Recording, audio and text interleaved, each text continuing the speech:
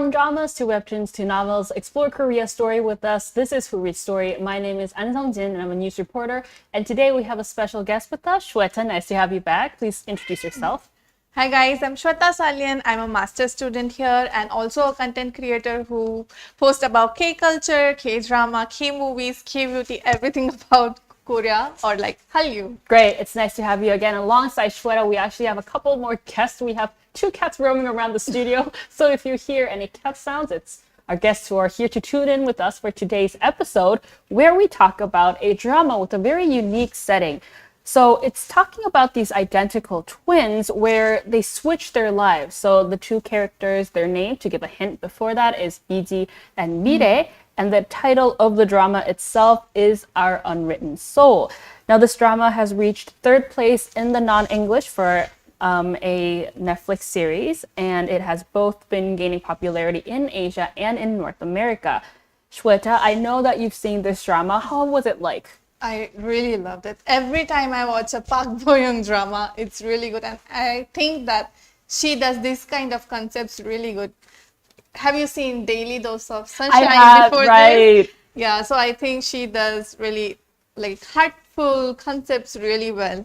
And I was very intrigued by the name of this like drama, Good which point. is in Korean is like Miji의 Seoul, Right. and Miji means unknown. Unknown. So in the beginning, I thought it means something like negative Right. or like Unknown soul. Right.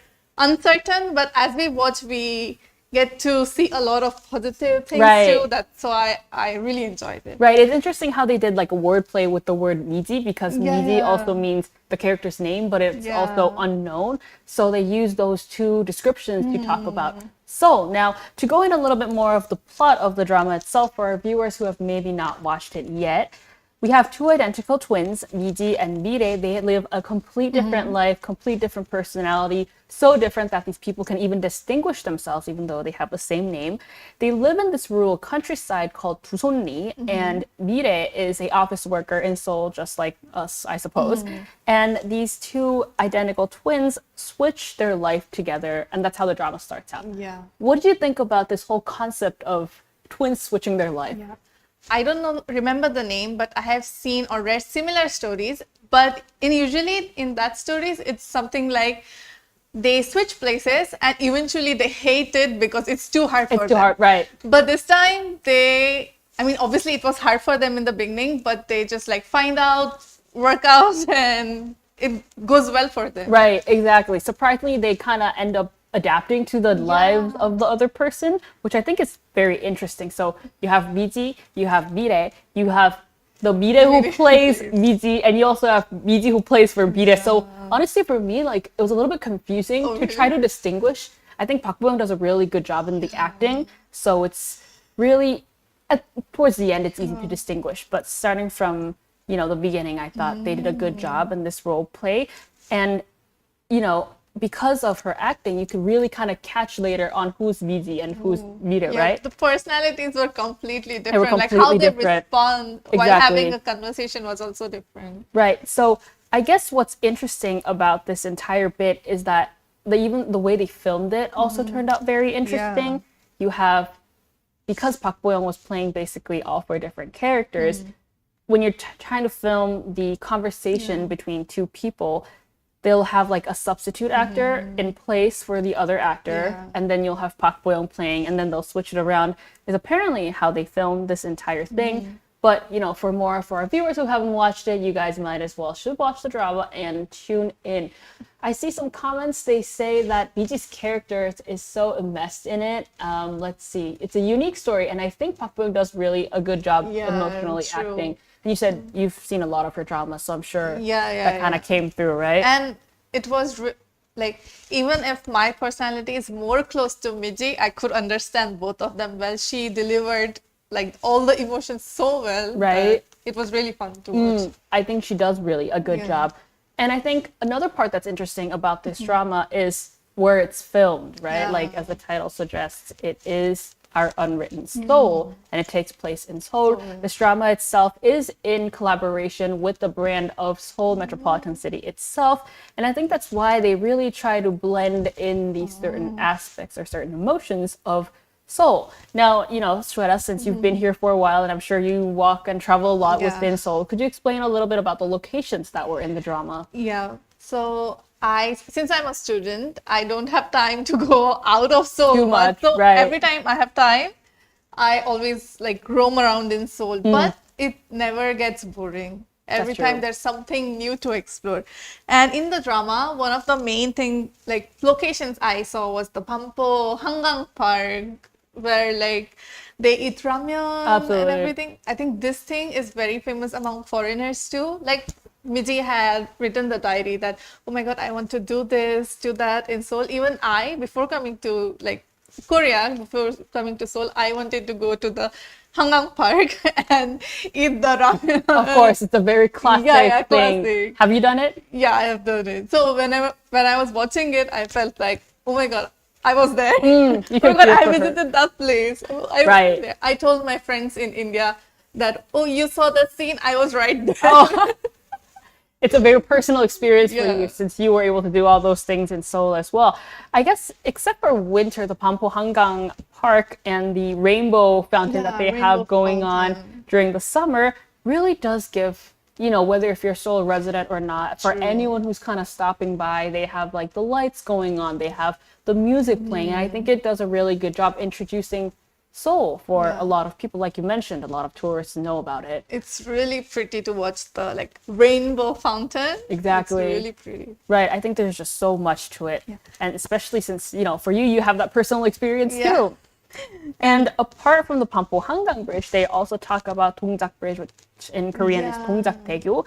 And it kind of does play an important role in the drama itself. That's the area where it's the location where Miji and Mira first talk about switching their lives. So I feel like it kind of plays a significant role. They have like that very deep dialogue among the two twins, right? Yeah. For me, I didn't know the name, like Dongjak Bridge, but since I live in Seoul, obviously I've passed by passed there. it, of course, When I was watching, I was like, oh, I've seen that bridge. That seems so familiar. Yeah, I've been there. Right, exactly.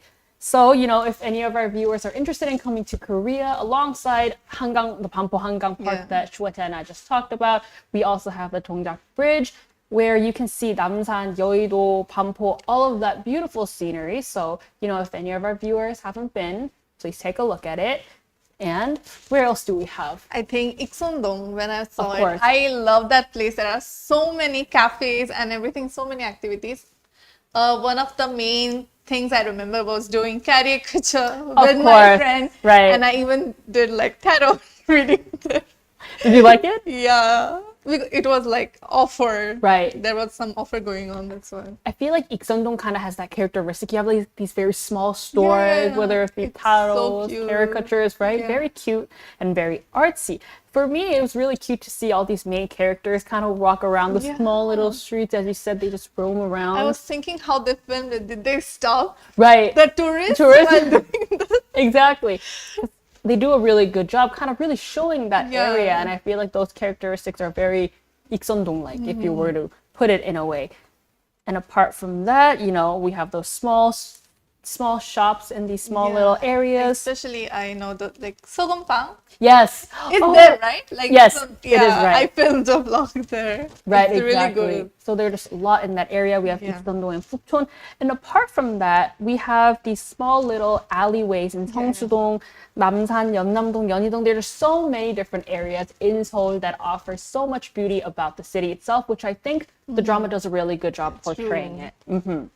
So, again, I keep on saying this, but, for our viewers who are interested in coming to Seoul, I feel like these areas are definitely some place that they can kind of come and, check out. I'm just going to go through the comments to see if anyone talked about Seoul.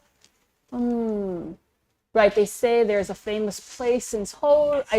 I think location-wise, it's really difficult to miss out on all these great places. Which one location will you recommend as a Korean to other Korean, from the ones in the drama or that wasn't in the drama? Both doesn't matter. Both, okay. So, For my favorite area, I would pick out the area nearby Gwanghwamun. Do you know Cheonggyecheon? Yeah, like that of stream, the course. Cheonggyecheon stream. I think it's a really nice area, especially during like spring or summer. They have like that nice stream going on, so you have that nature within the city, within the building. So I feel like that area for me is one of my favorite areas. It's kind of like where you can go and breathe True. during the busy days, which is why I think this drama overall kind of gives that theme of relaxation, True. slightly, healing. And that's why it kind of coincides with the drama's theme of giving guidance to the lost youth, right? Yeah. In Korean, we have this saying called like 아프니까 청춘이다. Like you are young, you are youth because you are in pain, which I don't believe. But, there are a lot of these lines within the drama that really try to help out these young people that are in need of guidance. And now for you, Shweta, I'm sure, you yourself and a lot of your friends maybe go through a lot of realistic problems in this 21st century.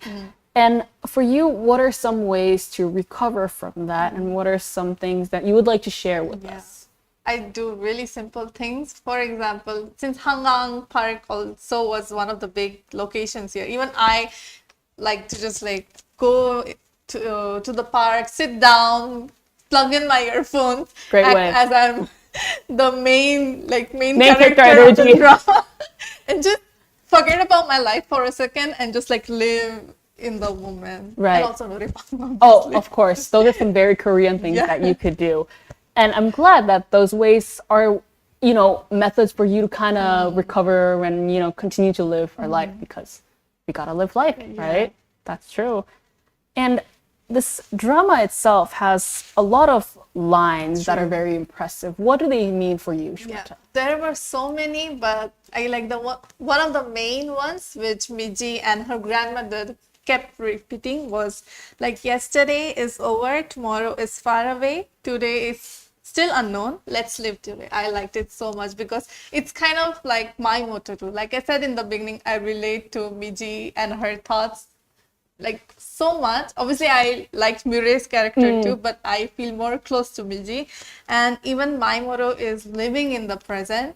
I'm a positive person, but at the same time I get too stressed. Right. I am positive, but at the same time I'm stressed about what should I do next, like why did I do that before. Right. And every time I'm like, just focus on the present and do things that are in your control. So when I heard that, I wrote down in my diary. This is me. This is what I have to keep in mind. It's interesting how they really allude. I feel like this sentence again kind of alludes back to the title that we talked about. They mentioned the word, like the fact that today is still unknown. I think kind of traces back to the title because the life that we live in Seoul, the location is also unknown. So there's just so much potential that we have, so much ways to live. Were there any other lines or any other moments or scenes that were a little bit more impressive for you as well? Yeah, I think this one is also by the grandmother where she says like, if a deer runs from a lion, is it trash? It's fighting to survive. You're hiding to survive too.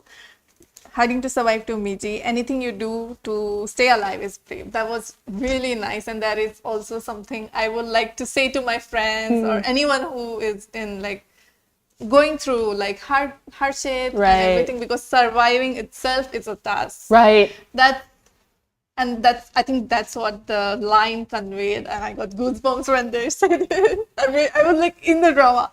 Every episode I cried. Oh, really?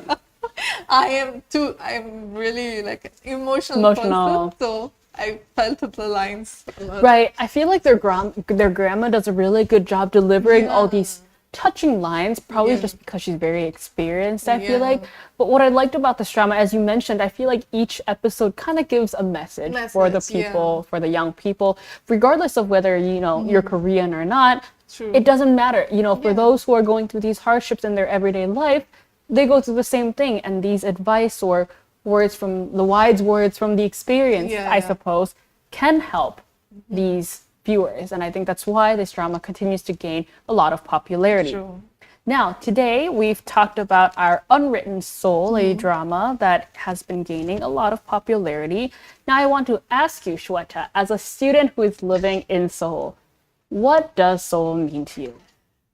Maybe, I don't know if I should think like this now, but it's literally, I think, I'm not Korean, but it feels like a second home because I have never lived somewhere else. This is my first time properly Living even in outside. India. I haven't lived somewhere else. Oh, so you've only stayed in your hometown the entire time. Yeah. Obviously, I went for like maybe vacation Right. or something, but never stayed. But when I came here, of course, I had some hardships in the beginning, but then I feel like I adopted and accepted the place so well. Now I feel like the place accepts me too. Oh, that's so sweet. When I go to India, I feel like, oh, I miss Seoul. I miss my second home. When I come here, I miss my home. Oh, It's that okay. way for me. And what are some aspects about Seoul that you think are so touching, or some factors that make you think that Seoul is your second home? So I live near Mumbai, which is also very fast-paced. And since I come from a place which is also very crowded and very fast-paced, it's similar. It's similar. It's Okay, similar. I see. Just there are different people, but The same vibe. It's the same vibe. That's why I feel really close. So it's the resemblance of Seoul and True. your hometown Yeah. that kind of bring out. Even for example, the bridge, the Dongchap bridge, Right. the construction and everything is also similar. But instead of river, we have sea. Like I over see. the sea. So I see. I don't know, it just feels very close to It does me. feel very, Yeah. it sounds very close and very Yeah, similar yeah. to where your hometown is. Now, I just want to go through our comments just to kind of get a refresh to see if anyone has mentioned any episodes they have about Seoul. Let's see. Okay. They talk about how, I guess they talk a lot about the drama or the plot itself. And I'm assuming that means that, actor and actresses have both done a really good job within the drama itself. And now for you, Shweta, if you have any last words for our episode before we end, and as we looked at the comments, what were some last remarks that you would like to share with us? I want everyone to definitely Oh wow, watch this strong drama. recommendation. Okay.